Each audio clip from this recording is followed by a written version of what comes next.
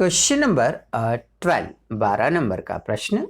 एक कंपनी द्वारा एक प्लांट 1,55,000 रुपए का 1 अप्रैल 2016 को खरीदा गया। इसकी स्थापना पर 5,000 रुपए व्यय किए गए। हास 10% वार्षिक की दर से स्थिर प्रभाग पद्धति मतलब स्थायिक पद्धति से वर्ष के अंत में लगाया जाता है। 30 जून 2019 को प्लांट 1 लाख रुपए में बेच दिया गया। सन 2016 से 2019 तक का प्लांट खाता बनाइए। A company purchased a plant for rupees 1,55,000 on 1st April 2016.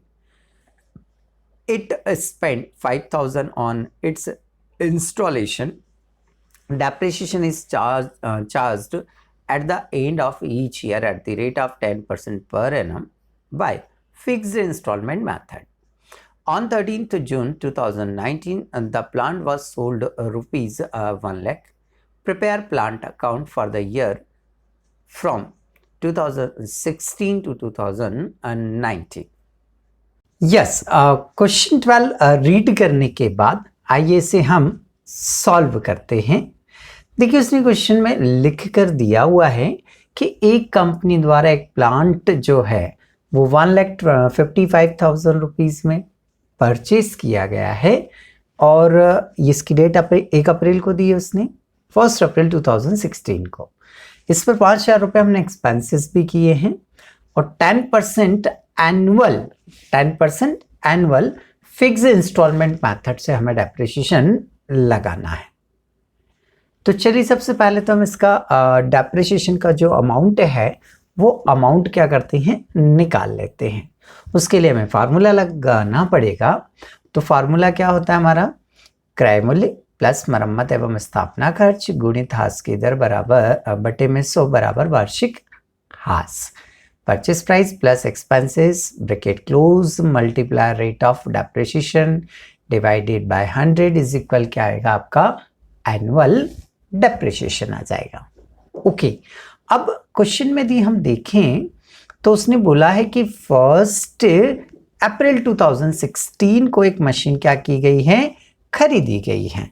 तो ये लिखा हमने 1 अप्रैल 2016। इसकी परचेज प्राइस देखिए कितनी है, 1,55,000। एक्सपेंसेस कितने हैं, 5,000। तो इनको नोट कर लेते हैं हम।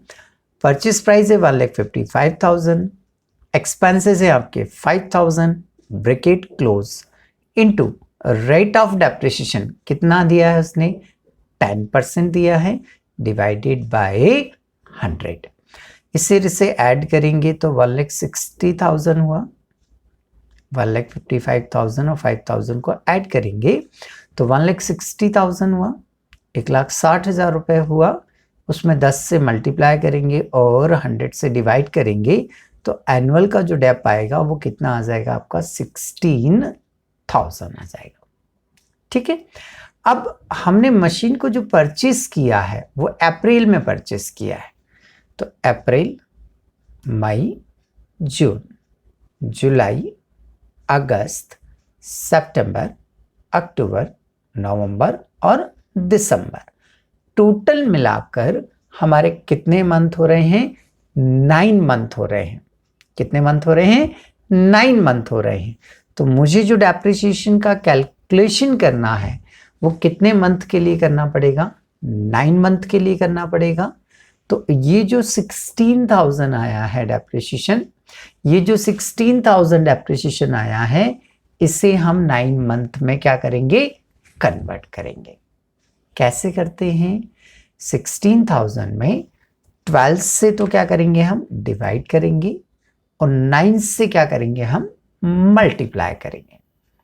16,000 में 12 से डिवाइड करेंगे और 9 से क्या करेंगे, मल्टीप्लाई करेंगे। तो 12 से डिवाइड कर रहे हैं, 9 से मल्टीप्लाई कर रहे हैं, तो ये कितना आ गया आपका, 12,000 रुपीज़। ये 12,000 रुपये आ गया।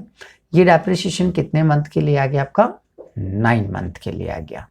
ठीक है, अब इसे हमें फॉर्मेट में सॉल्व करना है। हमने डेप्रिसिएशन का अमाउंट तो कैलकुलेट कर लिया, अब इसका अकाउंट कैसे बनाएंगे। तो चलिए अकाउंट्स में हम आते हैं।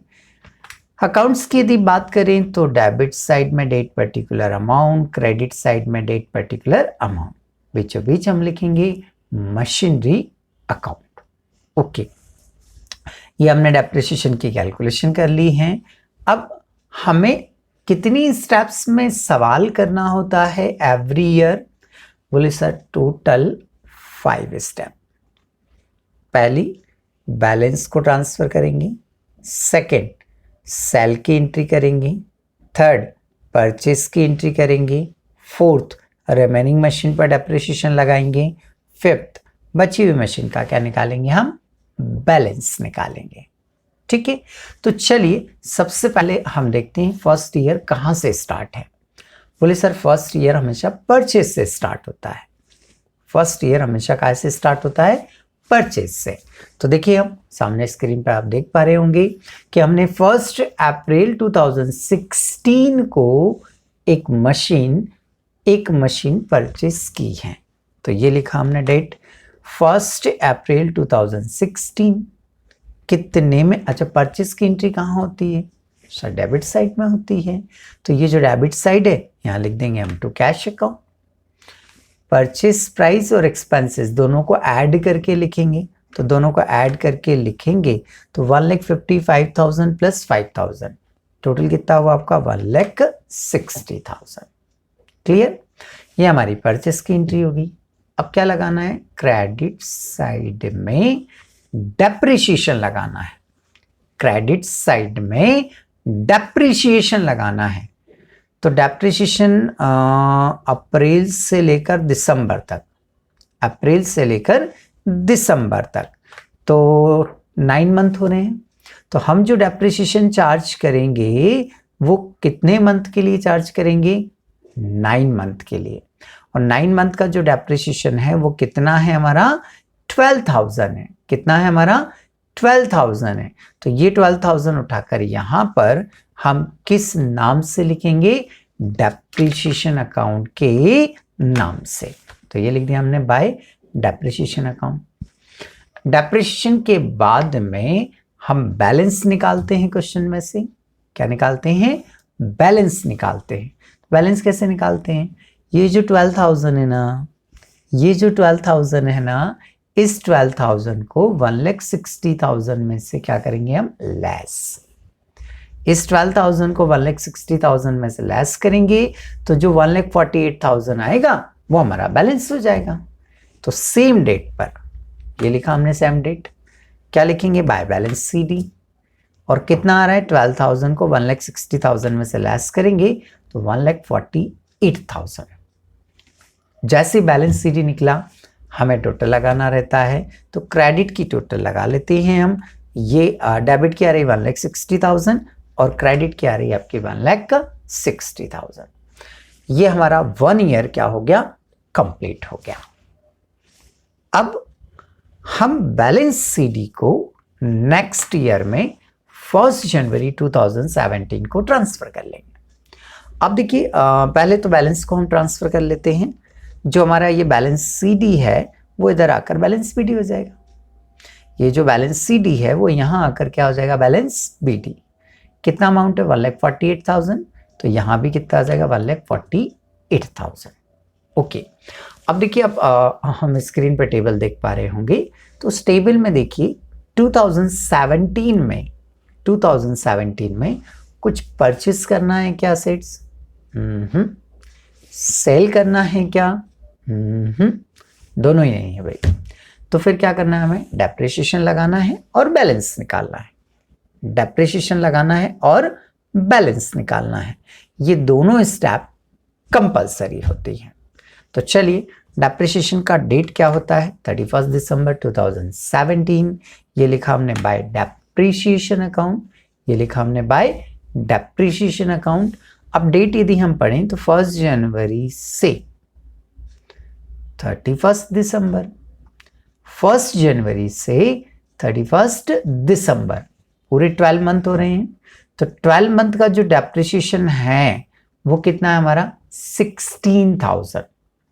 12 मंथ का जो डेप्रिसिएशन है वो कितना है? 16,000। तो यहाँ जो डेप्रिसिएशन का अमाउंट लिखेंगे वो कितना लिखेंगे? 16,000। अब डेप्रिसिएशन के जस्ट बाद सेम डेट पर हमें क्या निकालना पड़ता है, बैलेंस CD। क्रेडिट में लिखते हैं हम भाई, जिस साइड में अमाउंट कम पड़ेगा, जिस साइड में अमाउंट कम पड़ेगा हम उसी साइड में क्या लिखते हैं, बैलेंस CD। आप देखिए ना किस साइड अमाउंट कम पड़ रहा है, बोले सर क्रेडिट साइड में अमाउंट कम पड़ रहा है, तो क्रेडिट साइड में लिखेंगे हम बाय बैलेंस CD। कैसे निकालें हम, 1,48,000 में से 16,000 क्या करेंगे हम, लेस करेंगे। 1,48,000 माइनस 16,000, तो ये आ जाएगा 1,32,000 आ जाएगा। टोटल लगाएंगे तो डेबिट की टोटल कितनी आ रही है आपकी, 1,48,000। क्रेडिट की टोटल भी कितनी हो रही है, 1,48,000। हमारा सेकेंड ईयर भी क्या हो गया, कंप्लीट हो गया। अब इस बैलेंस को हम 2018 में क्या करेंगे, हम ट्रांसफर कर देंगे। तो ये 1 जनवरी 2018 to balance BD। Balance CD का जो अमाउंट है वो बैलेंस BD में क्या करेंगे, हम लिख देंगे। ओके, अब मुझे देखिए टेबल में फिर देखिए 2018 में कोई परचेस नहीं है, कोई सेल नहीं है, कोई परचेस नहीं है, कोई सेल नहीं है, तो फिर मुझे डेप्रिसिएशन लगाना है, मुझे बैलेंस निकालना है। ये 2 स्टेप कंपलसरी होती है। तो आइए डेप्रिसिएशन कहाँ लगाते हैं हम, क्रेडिट साइड में। ये लिखा हमने 31 दिसंबर 2018 को बाय डेप्रिसिएशन अकाउंट। डेट देखूं तो 1 जनवरी से 31 दिसंबर तक टोटल कितना होता है, 16,000। पूरे ईयर का डेप चाहिए ना आपको, तो कितना फिक्स है हमारा, 16,000। और हाँ, हम सवाल कौन से मेथड से कर रहे हैं, फिक्स्ड इंस्टॉलमेंट मेथड से। तो जो एक बार फिक्स हो जाता है उसी के अकॉर्डिंग हर साल हम डेप्रिसिएशन चार्ज करते हैं। तो कितना फिक्स है हमारा, 16,000। तो यहाँ डेप्रिसिएशन भी कितना लगाएंगे हम, 16,000। डेप के बाद अगला स्टेप क्या होता है हमारा, बैलेंस CD। सेम डेट को ये लिखा हमने बाय बैलेंस CD। कैसे निकालेंगे, 16,000 को 1,32,000 में से लेस करेंगे। तो 1,32,000 में से 16,000 लेस करेंगे तो बैलेंस CD आ जाएगा आपका 1,16,000। दोनों साइड की टोटल लगाएंगे तो डेबिट साइड की टोटल आ रही है 1,32,000, क्रेडिट साइड की टोटल भी कितनी आ रही है, 1,32,000। ओके, अभी जो बैलेंस CD है इससे नेक्स्ट डे यहां पर, ये जो बैलेंस CD है इससे नेक्स्ट डे यहां पर बैलेंस BD के नाम से क्या करेंगे, हम ट्रांसफर करेंगे। तो क्या डेट आएगी, 1 जनवरी 2019। बाय बैलेंस CD का यहां क्या हो जाएगा, to balance BD। To balance brought down कितना अमाउंट है, 1,16,000। 1,16,000 नोट डाउन किया हमने। ओके, अब इसके बाद हमें क्या करना है, बोले सर इसके बाद हमें करना ये है कि पहला स्टेप बैलेंस ट्रांसफर का हो जाता है हमारा, दूसरा स्टेप हमें सेल की एंट्री करना पड़ती है। क्वेश्चन में देखिए टेबल में मैंने लिख रखा है कि 2019 में 30 जून को हमें इस प्लांट को 1 लाख रुपीस में सेल आउट करना है। तो सेल की एंट्री पहली बार आ रही है। इन क्वेश्चंस के पहले अभी सेल की एंट्री आई नहीं थी। तो आइए हम समझते हैं कि सेल की एंट्री करते कैसे हैं। क्लियर, देखिए जब मशीन को मैं परचेस करता हूं तो डेबिट साइड लिखता हूं और बस टू कैश करके लिखना होता है, हमारी परचेस की एंट्री कंप्लीट हो जाती है। बट सेल की जो एंट्री होती है ना, जो सेल की एंट्री होती है वो हमेशा 3 स्टेप में होती है। कितनी स्टेप में होती है, 3 स्टेप में होती है। कितनी स्टेप में होती है, 3 स्टेप में होती है। तो सबसे पहले मुझे सेल की रेट लिखनी है। पहली स्टेप होती है कि हमें क्रेडिट साइड में लिखना होता है by cash account. Credit side में क्या लिखना होता है हमें, बाय कैश अकाउंट। और बाय कैश अकाउंट में क्या लिखते हैं हम, सेल्स प्राइस, जितने रुपीस में हमने असेट्स को सेल किया है वो वाला प्राइस यहां पर लिखना है। तो क्वेश्चन में देखिए ना कितने रुपए में सेल आउट किया है। तो हम सामने टेबल में देख पा रहे हैं कि हमने ये प्लांट 1 लाख रुपए 1 लाख रुपीस में क्या कर दिया, सेल कर दिया। तो बाय कैश में लिखेंगे हम 1 लाख रुपीस। क्लियर। तो ये हमारी पहली स्टेप क्या हो गई, कंप्लीट हो गई। मैं फिर रिपीट कर देता हूं कि सेल की जो एंट्री है, जब भी हम किसी मशीन को सेल करते हैं तो कितनी स्टेप में एंट्री करेंगे हम, 3 स्टेप में। पहली स्टेप क्या है हमारी, बोले सर पहली स्टेप होती है कि हम बाय कैश अकाउंट लिखेंगे और इसमें लिखना क्या है आपको, सेल्स प्राइस लिखना है, बराबर। दूसरे स्टेप में हमें डेप्रिसिएशन चेक करना पड़ता है कि सेल की गई एसेट्स पर डेप्रिसिएशन लगाना है या नहीं लगाना है।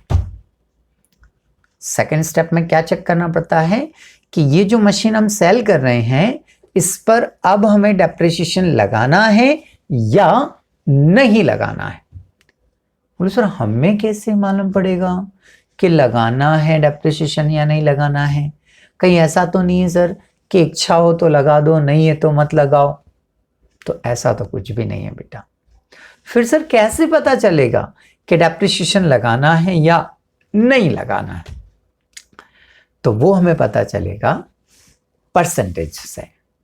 क्वेश्चन में देखिए जो परसेंटेज दिया है डेप्रिसिएशन का, जो डेप्रिसिएशन का परसेंटेज दिया है उसके साथ पर एनम या वार्षिक शब्द दिया है, पर एनम या वार्षिक शब्द दिया है तो हम डेप्रिसिएशन लगाएंगे। पर एनम या वार्षिक शब्द दिया है तो हम डेप्रिसिएशन लगाएंगे, और पर एनम या वार्षिक शब्द नहीं दिया है तो फिर हम डेप्रिसिएशन नहीं लगाएंगे। तो ये डिपेंड किस पे करता है, परसेंटेज पर। परसेंटेज के साथ वर्ड है मतलब डेप्रिसिएशन लगाना है, वर्ड नहीं है मतलब डेप्रिसिएशन नहीं लगाना है। क्लियर। तो अभी अपने क्वेश्चन में देखिए, हाँ उसने लिखा है 10% वार्षिक, 10% पर एनम लिखा है, तो फिर भाई हमें डेप्रिसिएशन लगाना है। अब लगाना है तो किस पर लगाएंगे? ये जो 1 लाख रुपए में सेल आउट किया है, सेल्स प्राइस पे लगाएंगे या ये जो हमारा फिक्स अमाउंट है 16,000 उसके अकॉर्डिंग लगाएंगे? किसके अकॉर्डिंग लगाएंगे? तो जो हमने फिक्स किया हुआ है उसी के अकॉर्डिंग लगाएंगे। तो हमने डेप्रिसिएशन फिक्स कितना किया है, 16,000 फॉर 12 मंथ, 16,000 फॉर 12 मंथ। अब इसके लिए डेट काउंट करो आप। तो डेट की बात करें तो जनवरी से 30 जून, जनवरी से 30 जून, जनवरी से 30 जून, 6 मंथ हो रहे हैं। तो हम यहाँ जो डेप्रिसिएशन लगाएंगे वो कितने मंथ के लिए लगाएंगे, 6 मंथ के लिए लगाएंगे। ओके। तो सेकेंड स्टेप में हम चेक करते हैं कि डेप्रिसिएशन लगाना है या नहीं लगाना है। तो 16,000 पूरे 12 मंथ का है, 6 मंथ का कितना आ जाएगा, 8,000। ओके। तो ये हमारी कौन सी स्टेप हो गई, सेकेंड स्टेप हो गई कि बाय डेप्रिसिएशन लगाना है या नहीं लगाना है ये चेक किया जाता है। तो ये जो परसेंटेज है इसके साथ पर एनम वर्ड है तो डेप्रिसिएशन लगाना है, इसके साथ पर एनम वर्ड नहीं है तो डेप्रिसिएशन नहीं लगाना है, बराबर। ये हमारी सेकेंड स्टेप कंप्लीट हुई। थर्ड स्टेप में ये चेक किया जाता है कि बेची गई मशीन पर प्रॉफिट हो रहा है या लॉस हो रहा है। थर्ड स्टेप में ये चेक किया जाता है कि जिस मशीन को सेल किया है उस पे प्रॉफिट हो रहा है या लॉस हो रहा है। ओके। अब ये कैसे पता चलेगा सर प्रॉफिट हो रहा है या लॉस हो रहा है? तो उसके लिए क्या करेंगे हम, ये जो सेल प्राइस है 1 लाख रुपीस और ये जो डेप्रिसिएशन है 8,000, इन दोनों को आप रफ में ऐड कर लीजिए। 1 लाख और 8,000 को ऐड करेंगे तो ये 1,08,000 हो जाएगा। इसको हम 1,16,000 से कंपेयर करेंगे, 1,16,000 से कंपेयर करेंगे। इसकी बुक में वैल्यू कितनी है? 1,16,000। बेचने से और डेप्रिसिएशन से कितना पैसा मिल रहा है हमें? 1,08,000। मतलब वैल्यू इसकी ज्यादा है, वैल्यू इसकी ज्यादा है और बेचने से पैसा क्या मिल रहा है? कम। तो लॉस ही होगा ना भाई, वैल्यू ज्यादा है, बेचने से पैसा क्या मिल रहा है? कम, तो लॉस ही होगा। और लॉस होगा तो क्रेडिट साइड में लिखेंगे, लॉस होगा तो क्रेडिट साइड में लिखेंगे और प्रॉफिट होगा तो डेबिट साइड लिखेंगे। अभी लॉस हुआ है तो हम कहां लिखेंगे? क्रेडिट साइड में। क्या लिखेंगे? By profit and loss account. कैसे निकालेंगे? तो हम क्या करेंगे, ये जो 1,16,000 है उसमें से ये 1,08,000 को लेस कर देंगे। तो 1,60,000 में 16,000 में से 1,08,000 लेस करेंगे तो ये जो 8,000 आ रहा है ये कहलाएगा हमारा प्रॉफिट एंड लॉस का लॉस। बराबर। तो ये 3 स्टेप होती है। मीन्स थर्ड स्टेप हमारी क्या होगी कि हमें ये चेक करना होता है कि प्रॉफिट हो रहा है या लॉस हो रहा है, और जो भी प्रॉफिट हो या लॉस हो उन दोनों को किस नाम से लिखते हैं हम? P&L account. प्रॉफिट होगा तो भी P&L अकाउंट और लॉस होगा तो भी P&L अकाउंट। बस अंतर इतना है कि यदि प्रॉफिट होता है तो डेबिट साइड लिखना है, प्रॉफिट होता है तो डेबिट साइड लिखना है, और लॉस होता है तो क्रेडिट साइड लिखना है। ओके, तो ये हमारी सेल की ये 3 स्टेप क्या हो जाती हैं? कंप्लीट हो जाती हैं।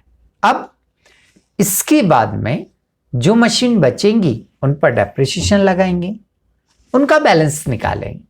हमारे पास तो एक ही मशीन थी और उसको भी मैंने सेल आउट कर दिया, हमारे पास एक ही मशीन थी और उसको भी मैंने सेल आउट कर दिया, तो अब कुछ बचा क्या? अब कुछ नहीं बचा। बस तो फिर एक काम करिए, दोनों साइड की टोटल लगा लीजिए। डेबिट साइड की टोटल देखिए कितनी आ रही है? 1,16,000।